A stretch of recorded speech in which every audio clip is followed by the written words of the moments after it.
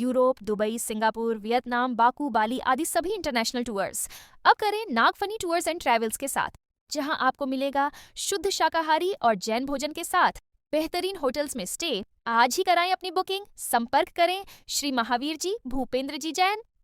Original भगवान कैसे थे, यह स्थापना के निक्षेप पर विचार करना जरूरी नहीं, मात्र वीतरागता का प्रदर्शन होना चाहिए और प्रतिमा में नाप का ध्यान रखना चाहिए।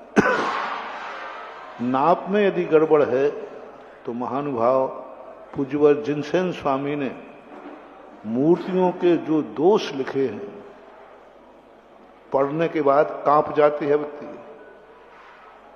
ऐसे ऐसे दोष निकले हैं कि प्रतिमा में ये दोष है तो शिल्पी का नाश है, प्रतिमा में ये दोष है तो बैठाने वाले दाता का नाश है।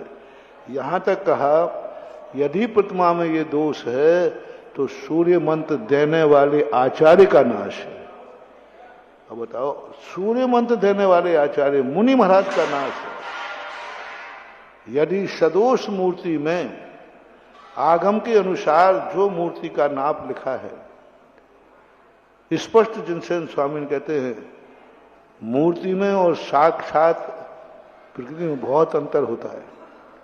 किसी का अलग होता है, किसी का अलग होता है, लेकिन ओरिजिनल जो भगवान का नाप है वही नाप की मूर्ति बनना चाहिए, उसमें कोई भी समझौता नहीं करना चाहिए।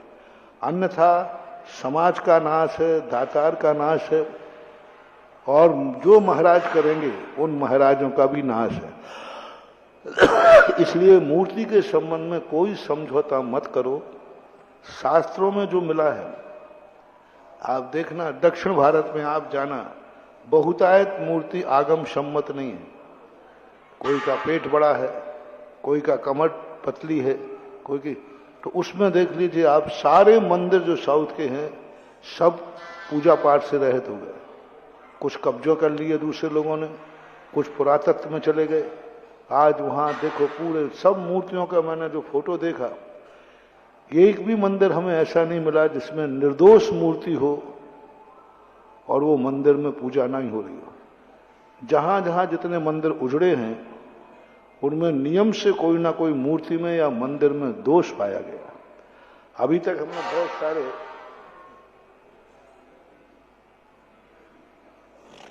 जिस मंदिर की मूर्ति ठीक हो और मंदिर ठीक हो, भले उसमें कम संख्या हो, लेकिन आज भी वो पूजा पाठ वहां हो रही है।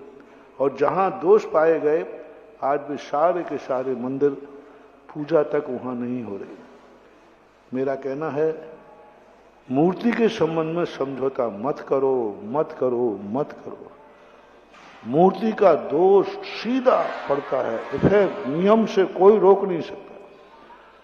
ठीक है, किसी का थोड़ा तीव्र पुण्य का उदय है तो कुछ दिन चल जाएगा, लेकिन बाद में, और सबसे ज्यादा विचार करना चाहिए जब समाज के मंदिर बनते हैं, समाज के बीच में मंदिर बनते हैं, समाज के लिए मंदिर बनता है।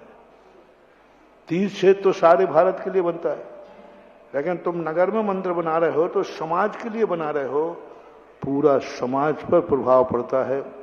ऐसी मूर्ति की पूजा करने वालों पर प्रभाव पड़ता है, जो ऐसी मूर्ति को बैठालता है उस पर प्रभाव पड़ता है। एक बार एक स्थान पर मैं गया, राजस्थान, एक मूर्ति थी, मेरे देखते ही आया, मैंने कि इस मूर्ति बनाने वाले वंश कहाँ है? तो उन्होंने कहा इनका वंश पूर्णतः खत्म हो चुका है। मूर्ति को देख के ही अंदाज लग गया वो। तो अपने यहां सब साथ मनमानी मत करो।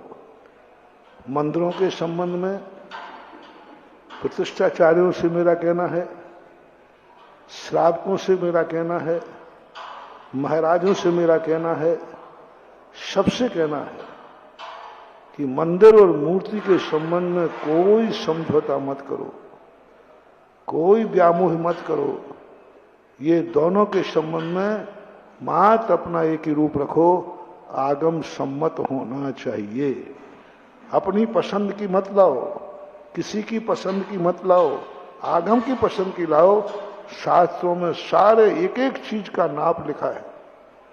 आंख कितनी होना चाहिए, भौं कितनी होना चाहिए, कितनी मूर्ति की नाक कितनी होना चाहिए, यहाँ तक कि ये ललाट कितना होना चाहिए, ललाट, बाल कहाँ से शुरू होना चाहिए, एक सूत भर बाल नीचे से नहीं, ऊपर से नहीं, कहाँ से इन बालों की शुरुआत होती है और उन बालों से यहाँ नाप लिया जाता है। बाल का नाप दिया है कि इस पोर्शन से बाल हो, उस बाल की शुरुआत ललाट के इतने इंच जाने के बाद बाल बनना चाहिए।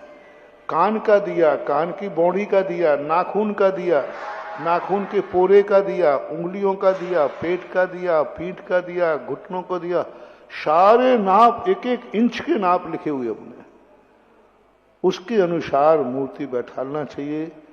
मेरा तो यही कहना है।